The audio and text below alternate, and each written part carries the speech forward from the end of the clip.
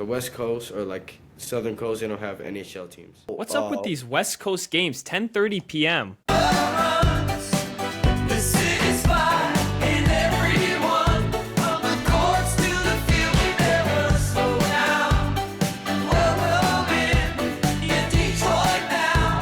Welcome back to Your Detroit Now, talking everything in the world of Detroit sports. Lions, Pistons, Red Wings, U of M, and MSU basketball. Musa, are you excited for the show? I'm excited. I love it. Musa, why don't you start us off with some breaking news from the Detroit Lions? Gladly. Lions set to hire Drew Petzwing as new offensive coordinator. Do you like the hire, Emilio? You know, not really. Considering Mike McDaniel was on the table, I thought he was for sure going to be the Lions' main candidate, and we saw pictures of him in Detroit Airport getting interviewed on his way to the interview, but I'm not sure what happened. I'm a little disappointed, and in my mind, if he's not going to be a head coach, he should have been in Detroit. So that tells me another team is offering him a head coach job. So at the moment, I'm not thrilled with this hire. How about you? I feel like this guy is going to be John Morton 2.0. Yeah, let's talk about how the offense did. They were 23rd best in the league when it comes to points. They only scored 355 total points. Not great. Rushing yards. The Cardinals had 1583 rushing yards. That's 31st worst in the league. Rushing attempts, 32nd worst in the league. That's 366. Passing yards, they were 5th best in the league. When it comes to pass attempts, they were 1st best in the league with 649. Some other notable stats, when it came to their passing average, it was only 6.7 yards. I would say that passing attempt stat is a little bit less important when you look at how far these average pass attempts were. Passing on first down, they were 5th best in the league at 216, and penalties on first down, they were 25, which puts them at 27th best in the league. Not a lot of good when I'm looking at this. I'm looking at a lot of red numbers here, Musa. I'm pretty upset with this hire. I'm also pretty upset. I also, like you said, I really wanted Mike McDaniel. 100%. And I feel like the coping mechanism Lions fans are using when we read this hire is we're saying, oh, he's Ben Johnson's best friend, but we're not looking for the next Ben Johnson. I don't know if you will ever find the next Ben Johnson, a coach who takes their team to the divisional round. The first year he's the head coach, having the best offense for the Lions in the last 3 years in a row. I don't know if we'll find that again. So to replace Ben Johnson, I don't know if that's possible. We just need to find a great coordinator, and that's what McDaniel was, and I don't know, man. I'm pretty disappointed in this hire right now, especially when I read these stats. Yeah, man, like Detroit has been the best team for the past 3 years. They have been the best team for the past 2 years, the 2023 season, 2024 season. And we're falling off, man. We're having not great signings. We're not having great coaching staff. It's just like we're falling apart. 100%. The injuries are killing us, and the people leaving are hurting us. Exactly. Well, I think the fans get our idea of what we think about this hire. To wrap it up, I'm not thrilled with it. Musa? I'm also not thrilled with it. As Emilio said, his dream was to have Mike McDaniel. 100%. All right, Musa, with all that being said, let's head over to the world of NHL. We're talking Detroit Red Wings hockey. So, Musa, since the last time we met, there has been 4 Detroit Red Wings games. We are talking about the game against the Hurricanes, the Bruins, the Sharks, and the Senators. Let's start off with the Hurricanes. That game was Monday, 1-12. Detroit won 4-3 in overtime game where Andrew Cobb scored the overtime goal. Musa, let's talk about the stats of this game. Shots, the Red Wings had 18, hits 19, and penalty minutes 10. The Red Wings only won 36.9% of the faceoffs. That's low. However, the Red Wings were able to get it done considering the fact that the Hurricanes outshot them 34-18. This is incredible. The hits, they had 23 hits to our 19, and in penalty minutes is where they lost the game. 28 minutes in the penalty box. Yeah, that's bad. So, Emilio, let's go over to stars of the game. Andrew Cobb, 1 goal, 1 assist, and Alex DeBrincat, 1 goal with 2 assists. Yeah, DeBrincat's looking good so far in the season. Let's head to the next game, which was Tuesday, 1-13, away against the Bruins. Red Wings lost this game 0-3. Bruins scored 1 in the second period and 2 in the third with the final score, obviously 0-3. Let's talk about shots, hits, and penalty minutes, Musa. Red Wings had 24 shots, 14 hits, 4 penalty minutes, and only won 39.4% on their faceoff. Yeah, look at the shots Bruins put up. 41? Are you kidding me? Where's the defense? How are we allowing this many shots to get put up? This is almost double what we put up. I know, it's so weird. So I'm pretty disappointed in this game. Let's talk about the stars of the game here. Red Wings had 0. All 3 stars of the game went to the Bruins. Jeremy Swatson had, I know I'm not like calling him as player of the week. I'm just saying he had a perfect save rate with 24 saves, and that was all of our shots. That's true. Let's go over to the Sharks. Where the Pistons won that game 4-2. Stars of the game were Marco Kasper with 1 goal with 1 assist, Dylan Larkin 1 goal, and Lucas Raymond with 3 assists. Let's head over to the team stats. Absolutely. Shots. Red Wings put up 25 shots, hits 14, penalty minutes 2. That is something to celebrate. 2 penalty minutes? Are you kidding? Red Wings finally broke 50% on the face-off record, 53.1. This is a good game for the Red Wings. Red Wings scored in the first, second, and they scored 2 in the third. Finally, Musa. Pretty impressive. Pretty impressive. Finally, Musa, let's talk about the Senators. 4-3 win. Musa, why don't you tell us about the stars of the game and the team stats? Alex DeBrincat, 1 goal with 1 assist, and James Van Rebsky with just 1 goal. Team stats, Red Wings had 34 shots, 19 hits, 10 penalty minutes, a little bit worse, and 40.7 on the face-off. Face-off this week has been rough, hasn't it? Very rough. So, not thrilled with that, but Red Wings are looking okay. We have the midseason break coming up. We'll talk about that. I'm concerned about that, but let's talk about standings before we go there. Finally, the Red Wings are not in standalone first. The Tampa Bay Lightning have tied it up 64-64. Both teams are looking good. So here's what's concerning me. In the Eastern Conference, the best goal differential is 46, and that goes to the Tampa Bay Lightning. The next closest is 14. The Tampa Bay Lightning are outscoring their opponents by plus 46, Musa. Do you know what our plus difference is? What is it? Plus 4. This is shocking. How tied with them for first place in the Atlantic Division. Well, if you look, we started the season out hotter than they did, but in the last 10 games, they are 9-0-1. In the last 10 games, we are 7-2-1. The Tampa Bay Lightning are hot right now, and they are probably the hottest team in the NHL. So that is concerning. Yeah, I didn't see this coming. I didn't see it coming that they would go on this hot of a record in the last 10 games. But the Red Wings are in a good spot, and playoffs at this point, I have no doubt. What does concern me, however, is the midseason break coming up. Musa, the midseason break starts February 4th. And that allows the players time to, relax, the All-Star break, and all things that players would do during the midseason break. Last year, the midseason break killed us. When we came back from the break, we looked so much worse than we did when we started. And I fear that the Red Wings could fall into the same trap. And that I'm pretty concerned about that. Yeah, it's actually really concerning. So, I mean, in baseball, the hottest team tends to win. You just got to get hot at the right time. NBA is much the same. Football, you have to stay hot. NHL, very weird. I mean, you can totally fall off in this break. Yeah, you can fall off and somehow make it all the way. That's true. So you're going to see cold teams get hot. You're going to see hot teams get cold, and it's going to be concerning. Really, yeah. So something for the Red Wings and go ahead.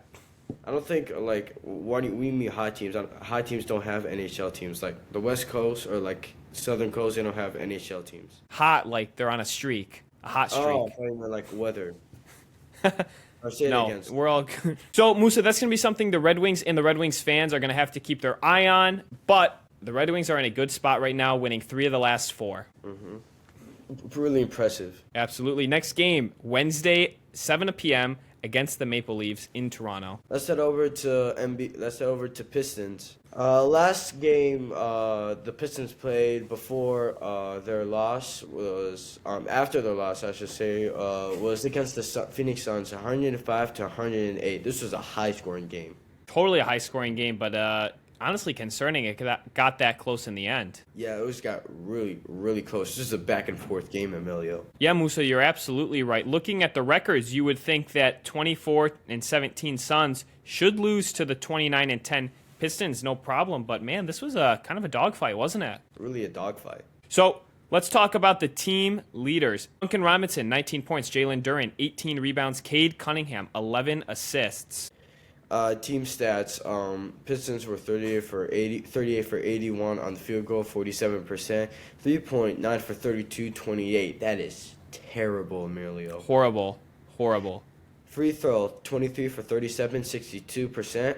Turnover, 17. Rebounds, 54%. I love that. Led, 34%. And largest lead was 8. Pistons really got away with one here, didn't they? Really got away with one. The highest percentage Suns were projected to win was 85.1, and that was in the second quarter. That's right. And in the fourth quarter, they had a 74% chance of winning. And when you see probably above 70, 75 plus, you would probably think that's an automatic win. Not with these guys, man. These guys don't give up, do they? No, they don't. So, great win for the Pistons. Musa, what's the next game that they played after the Suns? They played the Pacers, who we actually destroyed 121-78. Musa, anytime you get a win in the double digits, that's, by the way, incredible in the NBA. Anytime you get a win by plus 20, that's outstanding. Anytime you get a win plus 30, you got to think, what is the other team doing? Musa, we beat these guys so bad. We beat them by over 45 points. This is incredible. Yeah. Now let's look at their record. 10-33 shows that they're a bad team. But man, Team made the finals last year. That's right. And although they don't have Tyrese Halliburton, this is crazy that they got blown out this bad. Musa, tell us about the game leaders, and then I will head over to the team stats. Gladly. Cade Cunningham, 16 points, 6 for 14 on field goal, and 2 for 2 on free throw. Jalen Duren, 8 rebounds, 7 defensive, 1 offensive. And Cade Cunningham, 5 assists with 21 minutes. Emilio, I'm going to call my player of the week. My player of the week is potentially in our heart, but of course in our hearts, the real MVP. Cade Cunningham is going to be my player of the week, no doubt. MVP. I think that's a great pick, Musa. Great pick. 16 points, 5 assists, and that's our game leaders. That's incredible. Yeah, the fact that we scored 120 plus points and our scoring leader only scored 16, that's outstanding. I know. Well, let's not forget, against the Suns, their best player had 33. That's right. Let's talk about some of the team stats. Field goal, 49%. That means they were 46 from 93. No good. Three-pointer, they were 47%. That means 16 for 34. That's okay. Not great, but it is okay. Free throw, 68%. Garbage. Turnovers, 19. Rebounds, 51. I love to see that. Percent led, 99. The largest lead was 46. I mean, that's got to put a smile on your face, right, Musa? Got to put a smile on your face. Beginning of the second quarter, again, we almost had 100% of winning the game. That's right. At the start of the game, we started the game with a 85% chance of winning. That's still automatic, but almost 100 in the beginning of the second quarter? Wow. These guys are on a different type of mission right now. Tonight, the Pistons are playing the Boston Celtics, number 2 in the Eastern Conference, with a record of 26-15. These guys are no joke. Their point differential is 6.9. However, the Pistons' point differential is 7.4. I love to see that. In the last 10 games, the Pistons are 6-4. And man, that Clippers loss hurt us, but these guys are good. These guys are really good. Musa, final thoughts on the Pistons before we head over to college hoops? I keep saying this every week. I want us to have a better record than OKC. I know they're in the league of their own, but yeah, I mean it's possible, but man, they're 6 games up right now, and it's not looking like anyone's going to catch them. They're on a kind of in a league of their own right now. But my mission for the next week: beat the Celtics. If you guys get that done, that is a big deal. Big deal. Beat the Celtics, Musa? Beat the Celtics. All right, Musa, do you want to go to UofM or MSU? Well, it goes to who's the better team. All right. Let's go to UofM then. The last After that horrible loss to Wisconsin, we only dropped 2 spots, Emilio. I know Wisconsin's an unranked team, but we only dropped 2 spots, even though they're an unranked team, and we lost to them. That was kind of shocking. I thought you guys would at least drop out of the top 5. At least. Nope, we're still in there, and we're only three teams ahead of us. We're actually, I'm fine with that. 3 teams ahead of us. I'm fine with that. We traveled to Washington, and this game actually started like what, 10 o'clock, 11 o'clock Eastern time. This was a late game, man. I don't know. What's up with these West Coast games? 10:30 p.m. I know, like who would make that schedule? Like that's pretty much my bedtime. Oh, you got a bedtime? Wait. You got a bedtime? Wait, don't put that in. Don't put that in. Don't. You got a bedtime? Don't put that in. Don't put that in. That's all right. Hey, we all got a bedtime. All right. Why don't you tell us the game leaders, Musa? A.D. Mera, 20 points, 10 for 11 on field goal, and 0 for 1 on free throw. That's really bad for 0 for 1. What? It is. Morris Johnson, 16 rebounds, 11 defensive, and 5 offensive, and Elliot Kadu with 6 assists. Jin had 32 for 69 a field goal. That's 46%. 5 for 23 on three-point. That's 22%. That's really bad. Horrible. Free throw, 13 for 17. That's 76%. 8 turnovers, 42 rebounds, 91% lead, and largest lead was 15. That's pretty impressive, Musa, but where's Yaxel Lendenberg been? Didn't play, injury. I didn't see that game because how late it was. I know. You must have been in bed already. I was in bed watching YouTube Shorts. Probably. Musa, tell us about the next game they played against Oregon in Oregon. At least this time, this West Coast game was at 4 p.m. Eastern time, so at least I was able to watch this game. Tell us about the game leaders. Finally, Musa can watch a game. Elliot Kadu, 17 points, 5 for 8 on field goal, 5 for 7 on free throw. Yaxel Lendenberg, 10 rebounds, 7 defensive, 3 offensive. Elliot Kadu, with 5 assists. Emilio, I think I had 2 of my players of the weeks, Elliot Kadu and Kate Cunningham, but I chose Kate Cunningham. But second place will go to Elliot Kadu, if that's allowed. Elliot Kadu was robbed. He was robbed of player of the week, man. Whatever. Kate Cunningham is a professional. He's a pro. That's true. That's true. 20. Team stats, Michigan was 25 for 51 on field goal. Obviously, that's 49%. 3-point, they were 9 for 23. That's 39%. What is up with these low 3 points? 3 ball's hard, man. Free throw, 73%. That's 22 for 30. 14 turnovers, 36 rebounds. Percent lead was 91, and largest lead was 12. Yeah, kind of a low-scoring rebound game for the Wolverines. We're seeing what they're capable of with these plus 40 rebound games, but, 36 isn't bad, but this is not typical of what we've seen. It's not typical. Next game we will play the Indiana Hoosiers, which, by the way, in 15 minutes, the national championship will begin, Indiana and Miami. I'm taking Indiana, but I think we got a question later in the show that's going to refer to the national championship game. Maybe. I'm obviously rooting for Indiana. I don't think Miami has a chance. Then it'll be Ohio State. Then our next ranked opponent will be Nebraska. And then we're all circling January 30th, Michigan. What's January 30th, Musa? Let's not forget our bet. Let's not forget the bet. The T-shirts are on the line again. We're gonna have to get you a nice MSU shirt, aren't we? Oh, you wish, bro. You wish. We'll see. Let's talk about. You ready to wear another Go Blue? Never happening again. Let's talk. It's actually let's talk about really close if you think about it. 4 games away. I know we're finally catching up, man. We're finally getting there. We're finally getting there. The next game is March 8th. Finally, let's talk about what everyone came here to see. The Michigan State Spartans basketball. Guarantee no one came here to watch this podcast to watch MSU. To hear. They're probably fake news. Fake news, Musa. Let's start with the Indiana Hoosiers. Spartans hosted the Indiana Hoosiers. Final score 60-81. Let's talk about the game leaders. Jeremy Fierce Jr. 23 points. Jackson Coher 10 rebounds, and Jeremy Fierce Jr. 10 assists. Man, these Spartans are looking good, aren't they? Nope, they are not. Let's talk about the field goal percentage. 51%, 3 points, 31%, Free throw, 79%. That's pretty good, actually. Turnovers, 15. Rebounds, 37. That's low for the Spartans. Percent led, 67. And the largest lead was 26. That's impressive, 26-point lead, Musa. It's all right. I want to say it's great. It's good. I would say it's pretty good. Musa, you guys played Washington this week, didn't you? Yeah, we did.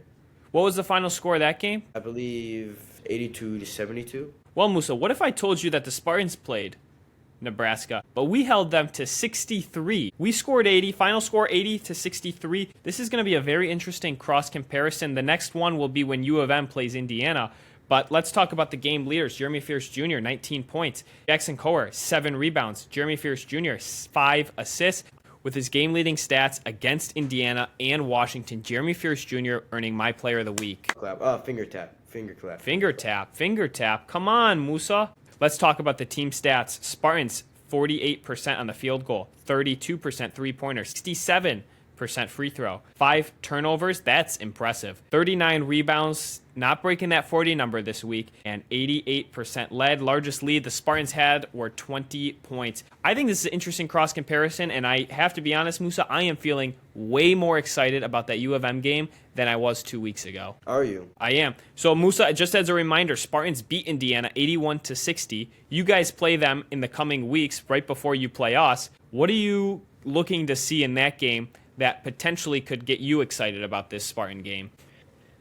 86.9% chance. That's pretty much automatic. That's true. That's Is true. it not? Musa, it is. It is. Let's talk about Big Ten conference standings. Musa, number 1 in the Big Ten, Nebraska Cornhuskers. Number 2, Purdue Boilermakers. Number 3, Michigan Wolverines. And number 4, the Michigan State Spartans. Both teams have a 6-1 record in the Big Ten. Well, the reason Nebraska's number 1 because they have a better record, not only a better record, but also better conference record than Purdue. That's true. That's what the tiebreaker goes to. All right, Musa, let's hit the phones. First question comes from Anthony in Lake Orion. Anthony wants to know, who is your Detroit Now rooting for in the national championship game? I think I will start because I answered it a little bit earlier in the show. I'm obviously rooting for Indiana. I think they're on a historic run. I commented it's reminding me of 2019 LSU. I'm not saying they're as good as 2019 LSU. I'm just saying it's reminding me of that. First undefeated team in the 12 playoff team system. I'm pretty excited about this national championship game. I saw the fashion that they beat Oregon in the games before. I've got no doubt that they can beat Miami. I'm taking Indiana. I'm also taking Indiana. And I have to say, it's really, really impressive what this coach has done. He turned this team that has, by the way, no 5 stars, no top recruits, and no nothing, into potentially national championship people. I mean, that just is that like not the most inspiring story you can think of in college football right now? That's the most inspiring. 100%. Yeah. Next question comes from Cameron in Brighton. Cameron wants to know, what do we think of the Bears losing to the Rams last night, Sunday Night Football? Well deserved. The Bears did not deserve to be here. I know I love Ben Johnson so much. I think he did great, but I feel like they had such an easy schedule. I felt like they had no good players. They didn't have the best player was Caleb Williams. Like, I've never seen a guy who can run 30 yards back, complete a pass 80 yards, and it's a completion. Yeah, I'm going to have to agree. I think Stafford did it again, man. He helped the Lions out in a way that was just he helped us out again. And Bears, I agree, did not deserve to be there. We beat them twice, and we stink. So this is kind of interesting that the Bears made it that far. Congrats, obviously, to Ben Johnson, but you shouldn't have left. And it's a cold weather game. LA is in California. This is a cold weather game, snowing. Did you see what they brought? What'd they bring? They brought like peppers to put in their socks to keep them warm. Is that true? That's true. They brought huge heaters. They brought huge heaters. They bought like 20 packs of heat warm gloves for each player. That is hilarious. So special congratulations to Matt Stafford. Hopefully we can see him in another Super Bowl. That'd be interesting. Hopefully. Obviously rooting for Matt Stafford to get another Super Bowl. And yeah, that would be super exciting. Yeah, it's really exciting. I don't like the team. I just like Matt Stafford. Agreed, Musa. Well, that's all we have for the show. Thank you for watching. Thank you so much for watching. Please subscribe. And this is Your Detroit Now.